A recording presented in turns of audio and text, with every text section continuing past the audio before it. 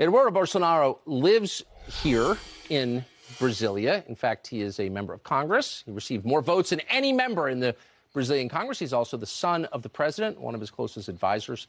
He joins us now. Eduardo, thanks so much for coming on. I should say you're quite an outspoken person here in Brazil and quite a famous person for our American viewers who don't know that. Tell us the effect of the gun policy. Yeah, the gun policy here, the president, he didn't change the law, but he changes the regulations. What made the access easier and cheaper for the Brazilians to buy a gun in Brazil. So what happened is not only that we reduced the number of crimes, it was the biggest drop ever in the history of Brazil in murders rate since 1980, when we started to have this misery. So Brazil is safer, thanks God, because of this policy. And if you look here in a neighborhood, in Venezuela, for example, it's forbidden to do trades, to sell and buy guns since 2013.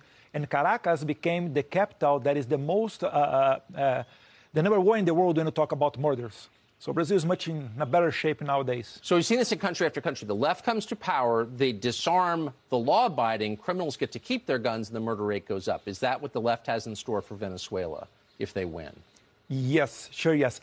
Especially in Brazil here, this very strong gun control law that we have, and I usually say that it's not a gun control, it's a gun restriction.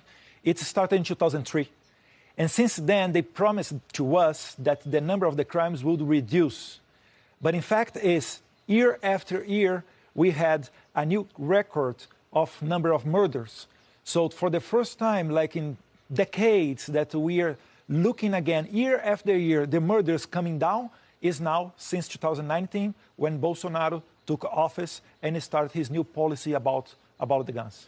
If your administration loses this next election, do you believe the new administration will ban civilian gun ownership? Sure, yes. There is no doubt about that, because former president and former prisoner Lula, he's talking about that openly, that he will take back again all of the guns that Jair Bolsonaro, like during the Jair Bolsonaro administration, was sold. So he will do that.